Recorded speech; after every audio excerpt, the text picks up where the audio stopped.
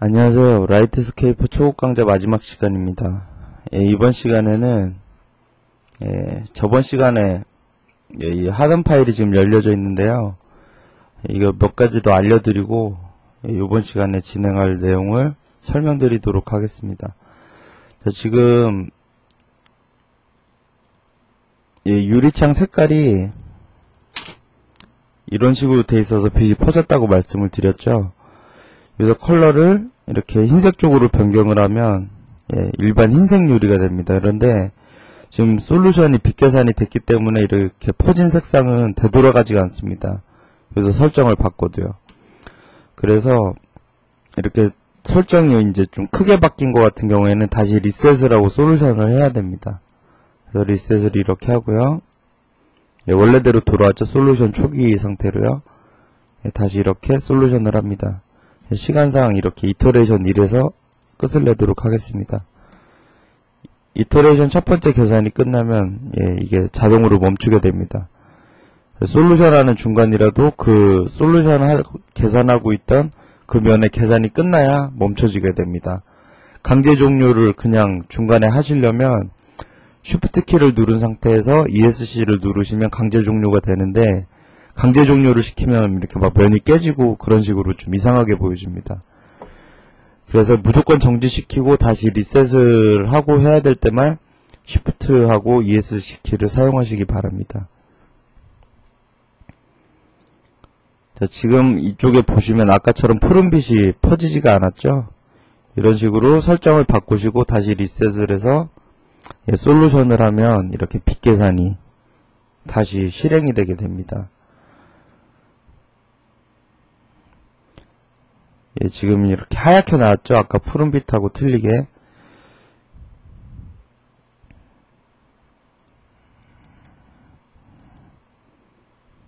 이렇게 미리 보기로 이렇게 보면 전체적으로 이런 식으로 나올 거라는 걸 보실 수가 있습니다. 그리고 여기 있는 지금 반사도가 유리가 너무 심하죠? 여기서 뭐 반사도나 투명도, 그리고 색상의 이런 밝기값, 이런 것들은 변경을 해도 바로바로 좀 적용이 되는 편입니다. 너무 크게 변화를 시키면 솔루션한 계산이 깨지기 때문에 어느 정도씩의 이렇게 수정은 가능하게 됩니다. 지금 너무 밝게 빛나니까 이걸 빛나는 값을 좀 줄이고요. 굴절률도 좀 줄이겠습니다. 적용을 하고요. 다시 미리 보기를 보면 아까보다 좀 반사가 덜 일어납니다. 그리고 지금 주경인데 바깥쪽이 검었죠? 이거 검은 거는 투명도 때문에 바깥에 있는 색상이 들어오는 건데, 지금 바깥 색상이 기본적으로 백그라운드가 검은색으로 되어 있기 때문에 여기도 검은색으로 나오는 겁니다. 그래서 프로퍼티즈에서 이게 색상, 밝기나 컨트라스트 보정을 하는 거라고 말씀을 드렸죠. 그래서 컬러 탭을 보시면 여기 백그라운드 색상을 조절하실 수가 있습니다. 그 라이트에서 그 햇빛 색상하고 하늘 색상 설정하듯이 여기서 설정을 해주시면 됩니다. 일단 흰색 계열 일로 하시면 안 됩니다. 이거 밝기를 일로 하면 잘못하면 전반사가 일어나기 때문에 한 0.5 정도, 0.95 정도까지는 괜찮습니다. 그리고 색상을 약간 하늘빛이 나게 적용. 그리고 뷰는 아까 예전 강좌에서 저장했던 걸로 하면 이렇게 이제 하늘색으로 나오게 됩니다. 검은색이 안 나오고 하늘색이 보이시죠? 그래서 이거를 미리 보기를 이렇게 하면 전체적으로 이런 그림이 되는 겁니다. 이쪽에 유리 쪽에 원래 이제 뭐 바깥쪽 경치도 보이고 그래야 되는데 그걸 리터치로 해결을 해야 되고요. 그 리터치에 대한 사항은 고급 강좌에서 한번 다뤄보도록 하겠습니다. 뭐 유리 자체 배경 이미지를 매핑을 해도 되고요. 그리고 배치 렌더링을 이용해서 알파 채널을 빼서 포토샵에서 합성을 해도 되는데, 초급 강좌에서는 그 부분은 제외를 하도록 하겠습니다. 너무 내용이 많아서 다 설명드리기가 어렵습니다. 그리고 라스의 기본 기능도 일단은 다 알고 있는 상태에서 해야 되기 때문에 자, 이제 저번 시간에 했던 작업은 마저 이제 말씀을 다 드린 거고요.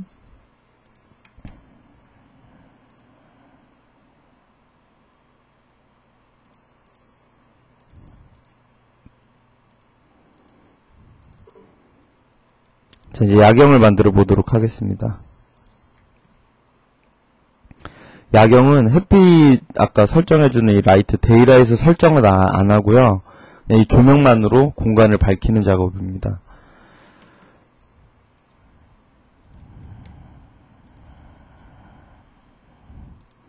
자, 지금 이렇게 조명이 변환이 되어 있는데, 일단 변환 전에 거를 먼저 보여드리겠습니다.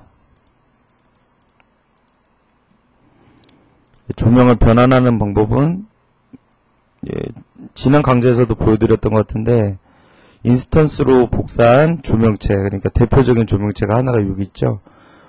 인스턴스로 안 하면 여러 개가 생겼는데, 인스턴스로 하면 이거 하나로 전체적인 조명이 변환이 가능합니다. 블록에서 조명체를 선택하시고 오른쪽 버튼을 누르신 다음에 Define as Luminaire, 그러니까 조명으로 정의를 내리는 겁니다. 이거 누르면, 이거 해석을 해보면 지금 이렇게 조명체를 변환한 이후에 되돌아가지 못하니까 계속 이 작업을 수행을 하겠느냐, 그걸 물어보는 거거든요. 일단 블록에서 조명으로 바꿔버리면 이게 다시 블록으로 돌아갈 수 있는 방법이 없습니다.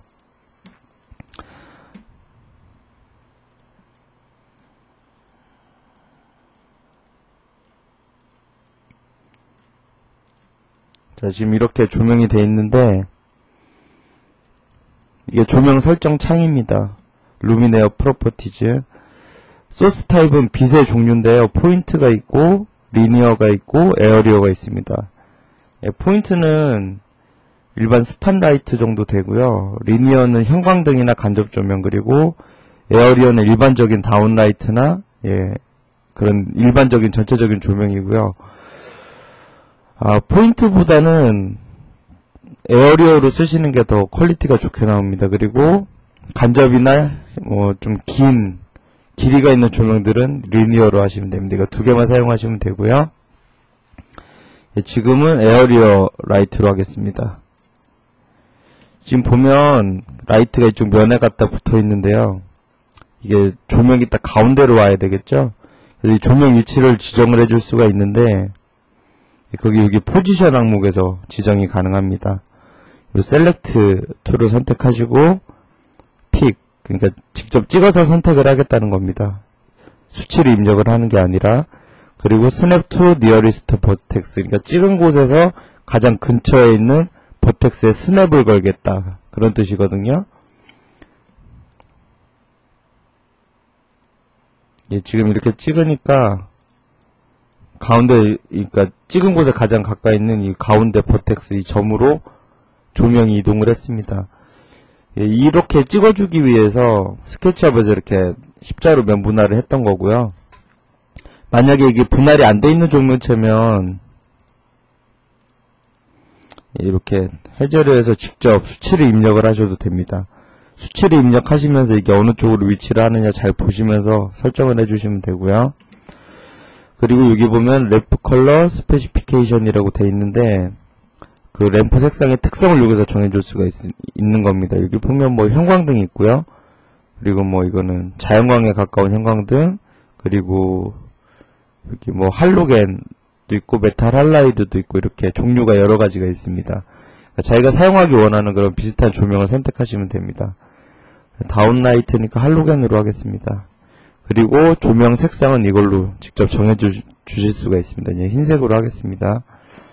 그리고 이쪽에 보면 이 값이 조명이 얼만큼의 밝기를 가질 건지 입력해 줄 수 있는 그런 박스가 됩니다. 근데 요즘 CD 칸델라거든요. 그리고 이걸 선택하면 루멘, 이런 식으로 빛의 단위를 설정해주는 그런 드롭다운 버튼입니다. 루멘이나 칸델라 사용하시면 되고요. 저 같은 경우는 루멘을 많이 사용을 합니다. 자, 이렇게 하고 디퓨즈라면 이제 제일 기본적인 에어리어 라이트가 이렇게 동그란 걸로 만들어지는 거고요. 빛이 이렇게 동그랗게 퍼지게 됩니다. 그냥 균등하게. 그러니까 옛날에 쓰던 그런 노란 전구들 있죠.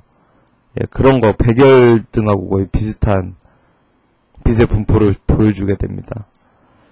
그리고 이거를 포토메트릭 웹으로 이렇게 선택을 하면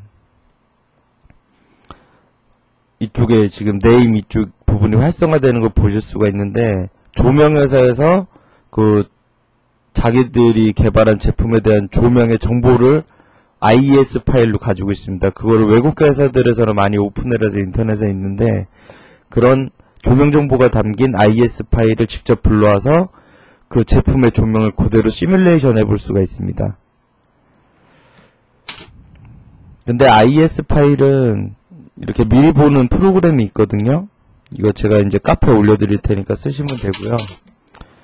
그 라이트스케이프로 설치를 하게 되면 그 라이브러리까지 다 설치를 하시면 라이브러리에 라이트에 IES 폴더가 있습니다. 자, 여기서 이렇게 IES 파일들이 있는데,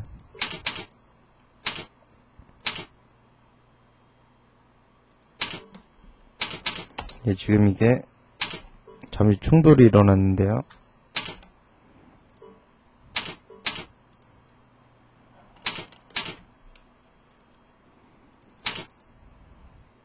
이게 실행한 곳에 디렉토리에서 있는 곳에 있는 디렉토리에서 실행을 안 하면 이런 현상이 간혹 일어나게 됩니다.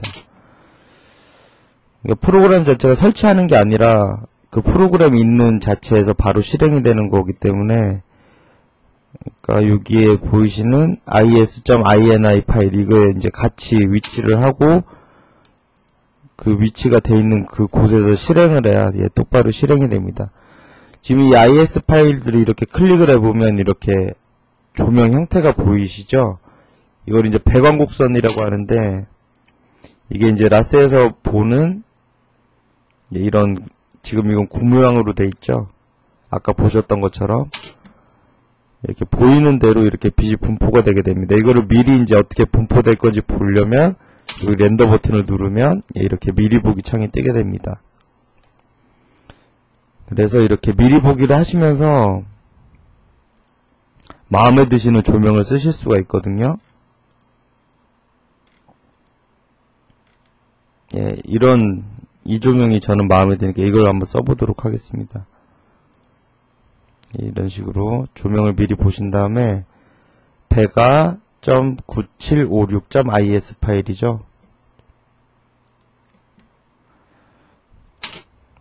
그럼 여기서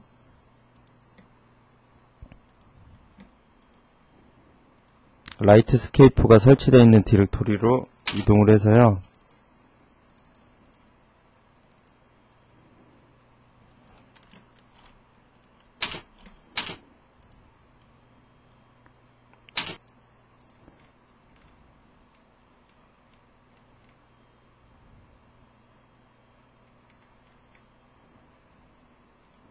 예, 이 파일이죠. 이걸 열기를 해서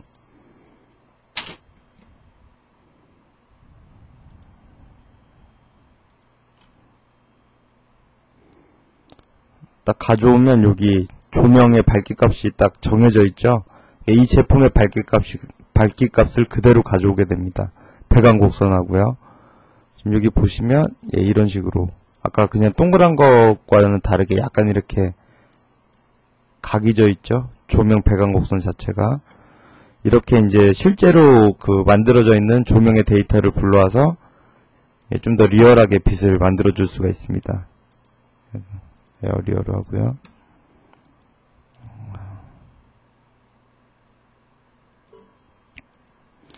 자, 이렇게 해서 이게 또 중심점이 틀어졌네요.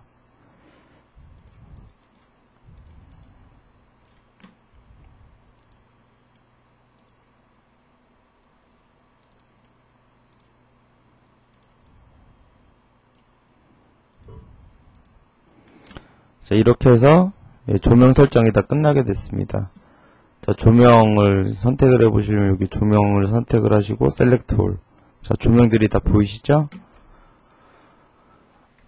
자, 그리고 이제 이거는 햇빛이 안 들어올 거기 때문에 데이라이트 설정을 안 해줘도 되고요. 여기 이제 프로세스에서 파라미터 그리고 위자드를 누르시고 3에서 다음.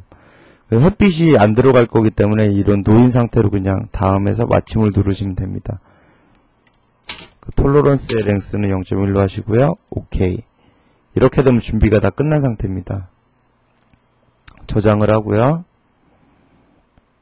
자, 이렇게 준비를 시키겠습니다. 자, 텍스처를 이제 켜서 보겠습니다.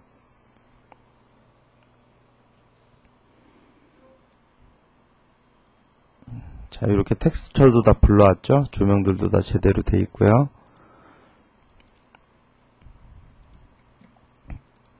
이렇게 솔루션 파일을 저장을 해놓은 상태에서 진행을 하도록 하겠습니다.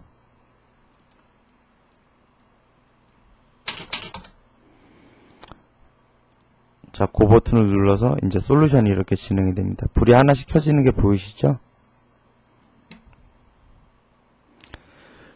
데이라이트를 사용하지 않고 조명만 사용할 경우에는 이렇게 좀 솔루션 시간이 짧게 걸립니다. 아무래도 햇빛은 빛 광량도 되게 많을 뿐더러 전체적으로 모델에 미치는 영향이 크기 때문에 계산하는데 시간이 오래 걸리고, 야경 같은 경우에 이제 이렇게 시간이 좀 더 빨리 작업을 할 수 있게 됩니다. 어차피 조명은 배광곡선에 따라서 뻗은 다음에 이렇게 거의 바닥에서 부딪히고 반사되는 게 거의 다거든요.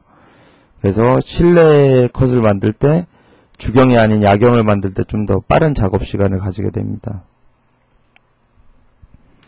자, 어느 정도 됐으니까 중지를 하겠습니다.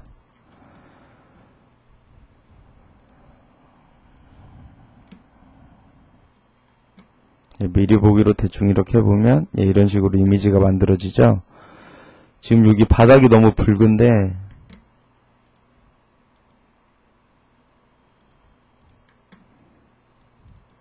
이게 너무 이제 맵 자체가 밝아서 그렇습니다. 그래서 브라이트니스를 좀 떨어뜨리고요. 컬러도 좀 밝기 값을 떨어뜨리겠습니다. 컬러 브리드 스케일을 좀 낮춰주고요. 이렇게 하면 조금 더 잡히기는 하는데, 근본적으로 정확하게 이 밝기를 조절해서 잡으려면 포토샵에서 텍스처, 그러니까 이미지 파일 자체를 수정을 하셔야 됩니다. 근데 뭐 그렇게까지 하려면 번거로우니까 여기서 아까 그 정도의 옵션 설정으로 해주시면 됩니다. 그리고 여기 이제 레이 트레이스 에어리어, 이게 이제 렌더링 미리 보는 거라고 제가 말씀을 드렸죠. 이 레이 트레이스 에어리어 옵션을 보시면 이 첫 번째 거를 선택하면 비추적이 되는 거를 계산을 하고요. 그리고 두 번째 거를 선택하시면 그 햇빛이 들어오도록 설정을 했을 때 태양으로 인한 그림자를 좀 더 부드럽게 해주겠느냐 안 해주겠느냐, 그 차이고요. 그리고 안티 알리어싱 샘플은 이미지의 계단 현상을 어느 정도 막아주겠느냐, 그런 뜻인데, 이 1부터 10으로 갈수록 그게 좀 더 완화가 되는데 렌더링 시간이 되게 길어지게 됩니다. 그래서 기본적으로 3 정도를 쓰고요. 이미지 퀄리티가 굉장히 좋아야 된다 그럴 경우에 5 정도를 쓰시면 됩니다.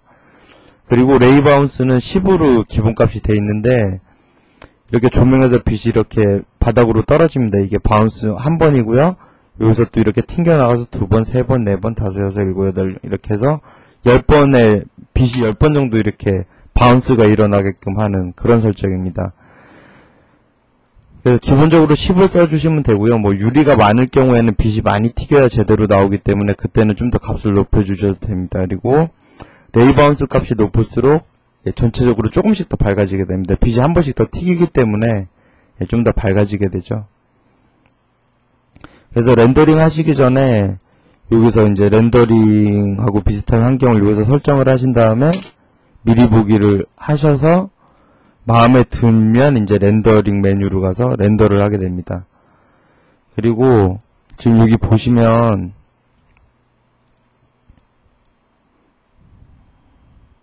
이렇게 미리 보기를 했는데 조명 위에 있는 부분들이 시커멓게 보이죠? 이게 저기 스케치업에서 2mm를 띄웠기 때문에 붙어 있는 건 아닌데, 빛이 이렇게 아래쪽으로만 가기 때문에 이쪽이 상대적으로 조명 바로 위쪽은 어둡게 됩니다. 그거는 실제로 시공된 거를 봐도 이렇게 나오는데, 문제는 이게 좀 너무 이렇게 좀 그림자가 이렇게 자연스럽게 나와야 되는데 그림자가 별로 자연스럽지가 않죠. 이렇게 약간 깍두기 모양으로 이렇게 나오는데 이거를 잡아주려면 이쪽 그 그림자가 드리워지는 이 천정에 대한 면분할을 더 해줘야 됩니다. 이거를 지금 천정을 이렇게 선택을 하고요. 오른쪽 버튼을 눌러서 지난 강좌에서 보셨죠? 서페이스 프로세싱 일로 들어가셔서 이게 메쉬 레솔루션이 높을수록 더 많은 분할을 해서 부드러운 그림자가 나온다고 말씀을 드렸습니다. 그래서 지금 기본값이 1이기 때문에 저렇게 좀 그림자가 부자연스럽게 보이는데 여기서 값을 더 높게끔 해준 다음에 리셋을 하고 다시 솔루션을 하시면 좀 더 부드러운 그림자가 나오게 됩니다. 그래서 이 라스 작업을 많이 하시다 보면 어느 부분들에 좀 분할을 더 많이 해줘야 되겠나 이런 감이 오게 됩니다. 그러니까 감이라기보다도 경험에 의해서 알게 되는 거죠. 그래서 대부분 보면 이렇게 조명 위쪽에 들어가는 천정이나 그리고 이렇게 집기들이 배치되면 집기들이 그림자가 바닥에 드려지죠. 그래서 이런 바닥 쪽 그리고 넓은 면을 차지하는 벽 이런 쪽들은 아무래도 분할이 많이 일어나야 되기 때문에 솔루션을 하기 전에 아까 그 메쉬 레솔루션을 1 이상을 먼저 주고 시작을 합니다. 그리고 이제 그림자 이게 조명 같은 경우에 이게 조명이 벽 근처에 붙으면 배광곡선이 이렇게 조명에 나타나게 되는데요. 그럴 경우에 이제 조명이 이렇게 드리워지는 그런 부분들도 굉장히 그런 쪽은 또 많이 이렇게 면분할을 해줘야 됩니다. 그런 식으로 설정을 해서 마음에 들 때까지 솔루션을 하신 다음에 이 미리 보기 영역으로 미리 보기를 하셔서 이제 다 됐다 싶으면 여기서 렌더 메뉴를 선택을 합니다. 그리고 이제 밝기 보정은 요 프로퍼티즈에서 할 수 있다는 걸 아시니까 좀 더 밝아졌죠? 여기서 렌더 메뉴를 누르시면 이렇게 이제 렌더링 창이 나오는데 자 여기 아웃풋 파일 그러니까 내보낼 파일 이름을 여기서 설정을 하실 수가 있습니다. 이름을 설정을 하고요. 그리고 어떤 이미지 파일로 내보낼 거냐 뭐 타가나 TIF 그리고 뭐 JPG 이런 거 많이 쓰는 거죠. 그래서 타가가 비손실 압축이기 때문에 퀄리티가 좋습니다. TIF도 거의 비슷하고요. JPG는 압축이니까 아무래도 용량은 작게 되는 대신에 퀄리티가 약간 떨어지게 됩니다. 근데 거의 눈으로는 확인이 안 되는데 어떤 거를 뭐 동영상이나 이미지나 편집하기 전에 소스는 굉장히 좀 퀄리티가 좋아야 되거든요. 그래서 그거를 편집을 해도 퀄리티가 안 떨어지니까 비손실 압축인 이미지 포맷인 타가나 TIF를 쓰시면 됩니다. 타가를 많이 쓰고요. 그리고 여기 레솔루션이 있는데 이건 이미지 사이즈를 여기서 정하실 수가 있습니다. 여기는 지금 이렇게 미리 만들어져 있는 이미지 사이즈들이 있고요. 바탕화면 사이즈에 맞춰서 해보겠습니다. 그러면 1024-768 비율대로 화면이 이렇게 줄어들게 되고요. 그리고 안티알리어싱 샘플은 제가 뭔지 말씀을 드렸죠. 미리 보기 옵션에서의 그 설정과 똑같습니다. 이건 3이 기본이니까 3으로 하고요. 너무 오래 걸릴 것 같으니까 그냥 1로 하겠습니다. 그리고 레이트레이싱이 빛을 추적해서 반사나 굴절을 보여주는 거라고 말씀을 드렸죠. 그리고 레이트레이스 다이렉트 일루미네이션 이것도 체크를 해주셔야 되고요. 레이바이온스는 그냥 10으로 하겠습니다. 그리고 여기 프레임 제너레이션 이게 있는데 이게 이제 커런트 뷰 현재 이렇게 작업하다가 딱 최종적으로 놔뒀던 그 뷰에서 이미지를 뽑는 거고요. 그리고 저희가 이제 이전 강좌에서 뷰를 직접 저장을 해놨는데요. 그거를 리스트 오브 뷰를 선택을 해서 애드 버튼을 누르신 후에 이렇게 직접 불러오셔도 됩니다. 그리고 이렇게 두 개를 이렇게 다 불러오면 이미지가 이렇게 두 개로 만들어지게 되는데 이 뷰에서 하나, 이 뷰에서 하나. 하나만 만들 거니까 이건 리무브해서 지우도록 하겠습니다. 이제 OK 버튼을 이렇게 누르게 되면 렌더링 가는 게 보이시죠?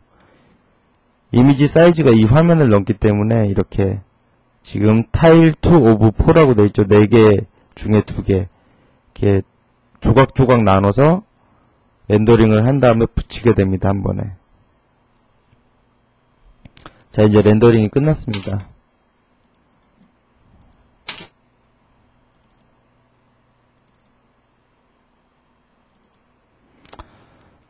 자, 여기 보시면 이미지 파일이 만들어진 게 보이시죠? 이런 식으로 이미지를 이제 만드실 수가 있는 겁니다. 그래서 이제 저 이미지 파일로 뭐 어디에 사용을 하시든지 출력을 하시든지 그렇게 하면 라이트스케이프 작업이 마무리가 되는 겁니다. 여기까지 수강을 하시느라고 고생들 많이 하셨고요. 그리고 이제 좀 더 테크닉적인 면이나 그리고 라이트스케이프에서의 좀 더 이제 디테일한 그런 설정들 그리고 여러가지 상황에 대한 그런 사용 방법 등은 고급 강좌에서 강의를 하도록 하겠습니다. 수고 많이 하셨습니다.